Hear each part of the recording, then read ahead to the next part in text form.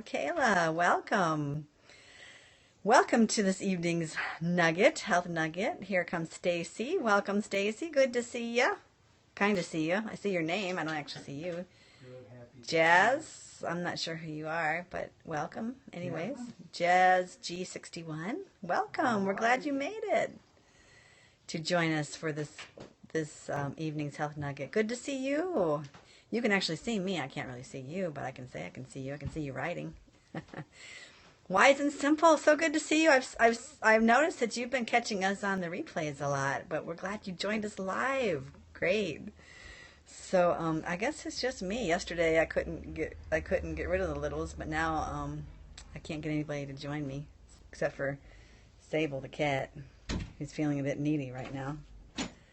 Right? What do you think? Daddy wants to take a shower, Curtis. But yeah, it's good to catch you. It's good to see you. I mean, kind of see you. I can see you writing. That's going to be my thing tonight. I can see you writing. But I feel like I got some company now, which is a good thing. But anyways, we had a request this evening to talk about iron. And what is a good source of iron, especially for vegans. And a lot of people say, you know, if you're a vegan vegetarian, you can't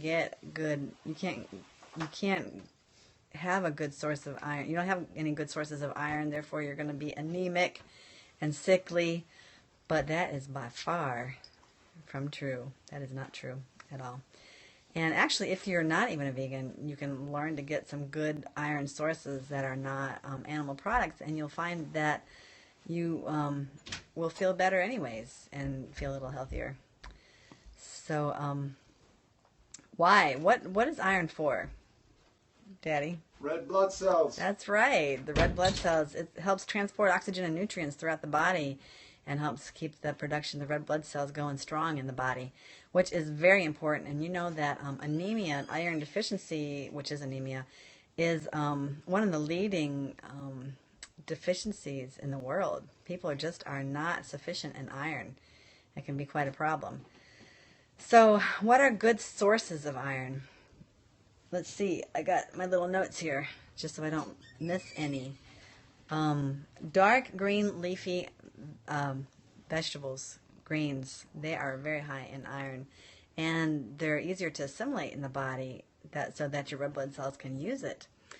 And also things like lentils, soybeans, tofu, they're really good in iron. And also one that we like to use are the chia seeds. Chia seeds are high in iron, and that's a good thing. Christine, welcome.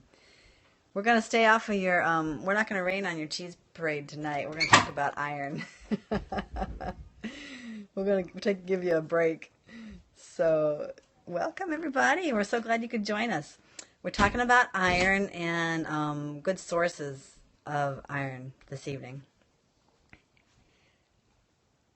You need iron? Yeah. You know what? Whenever I'm pregnant, I have a hard time with iron. But you know, as a vegan or vegetarian, you really don't. People say you need iron.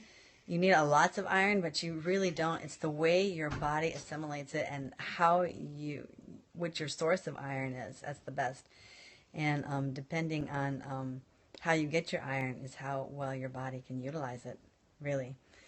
So another thing that people don't think about are grains. Grains are a pretty good source of iron, especially like quinoa, brown rice, oatmeal. They all have iron in them.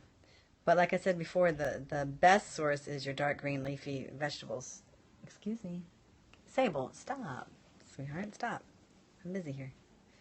He's needy. I just got home, and he's like a puppy. You know, he's trying to get my attention. So, Sable, stop. Yeah, iron pills are not good. It's not good to take. Welcome, Tanya.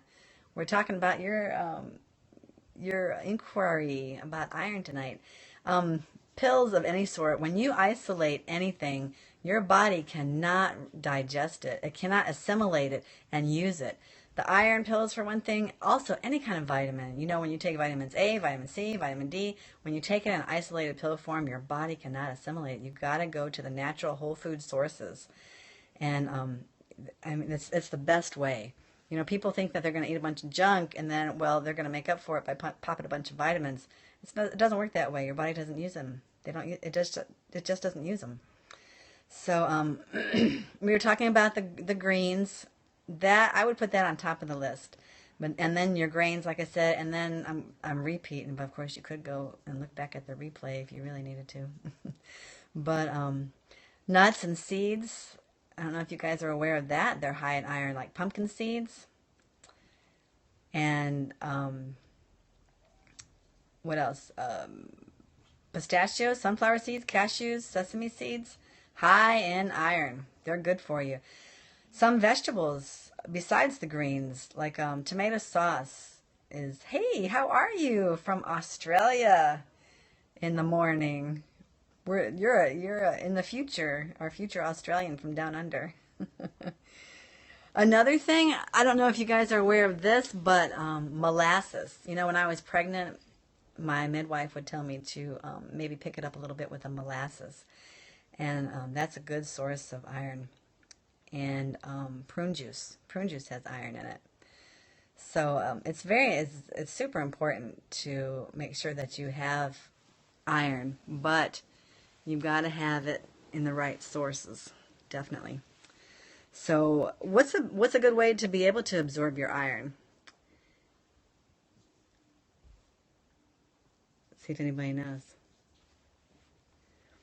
How can you tell if you have low iron?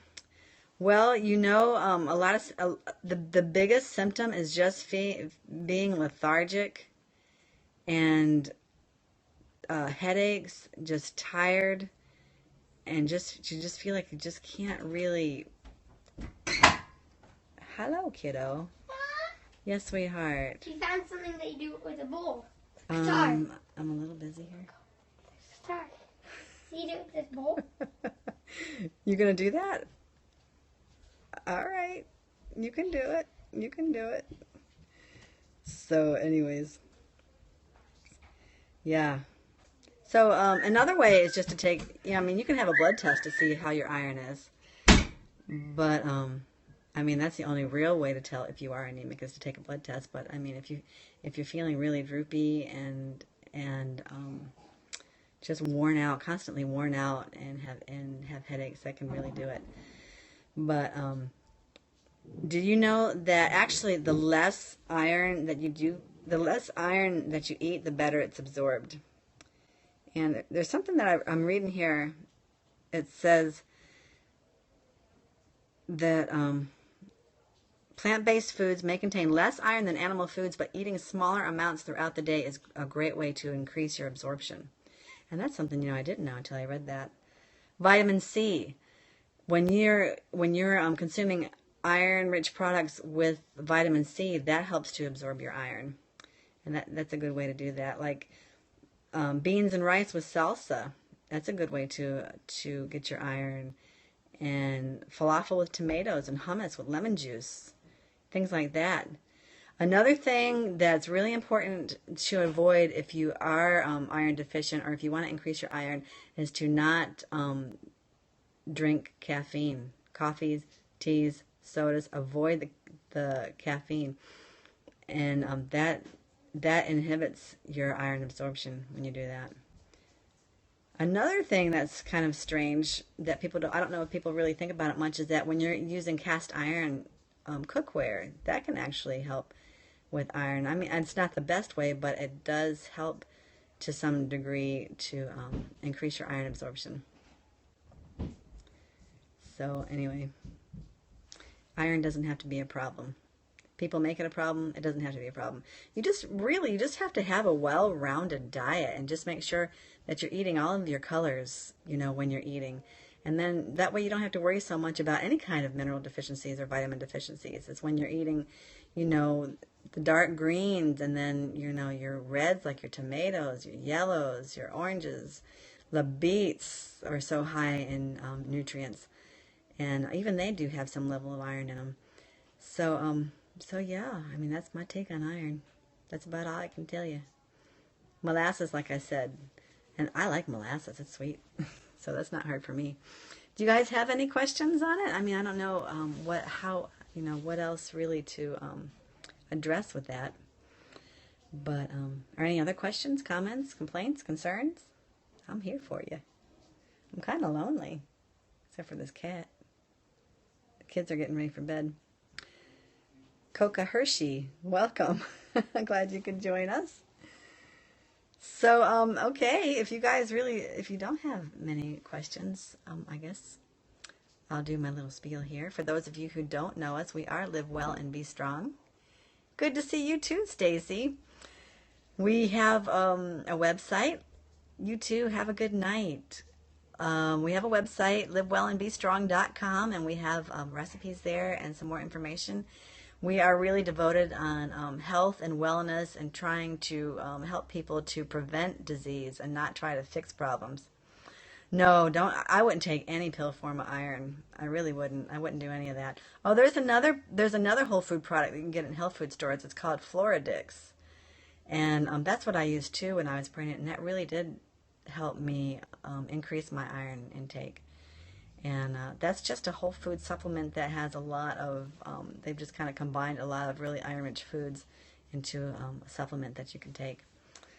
So I did that, and you're welcome. Having blood work done this week to get to the root of the headaches. Yeah, that's a good idea. It could have something to do with iron. Do you ever try using peppermint, like peppermint essential oil for your headaches? If you put it on your temples, it can really help to get rid of them. But the thing is, like you're right, you need to ascertain the source as to why you're getting headaches, and that's really important. But there are some things that you can do in the meantime as you're searching and trying to figure it out.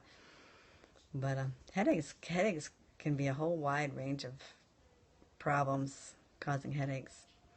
That's too bad. It's too bad you suffer. Headaches are really, they can really make you suffer.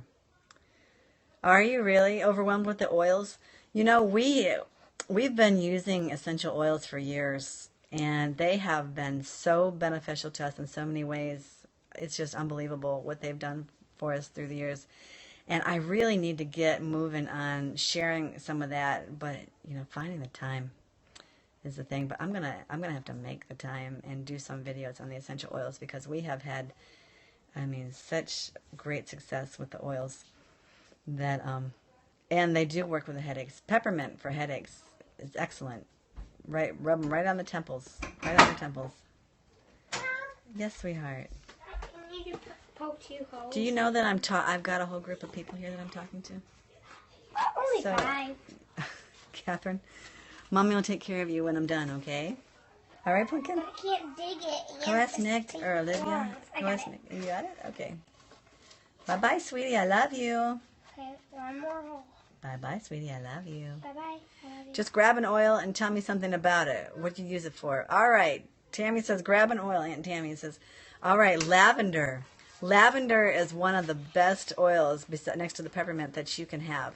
Lavender is very relaxing. It's very calming. It's good to put, we put a couple drops on the kids' pillows when they go to bed so they can smell it. You rub it on their feet and it calms them almost instantly. It's also very good for abrasions, for cuts, for wounds, for burns.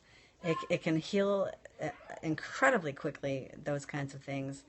And it's when you put it in the diffuser and just put it throughout your house, it just makes everything so calm. It makes you feel so calm, and just there's other things too. I'm gonna have to look at more of that, but mostly it's just very relaxing, very calming oil. But maybe I should throw one out every night.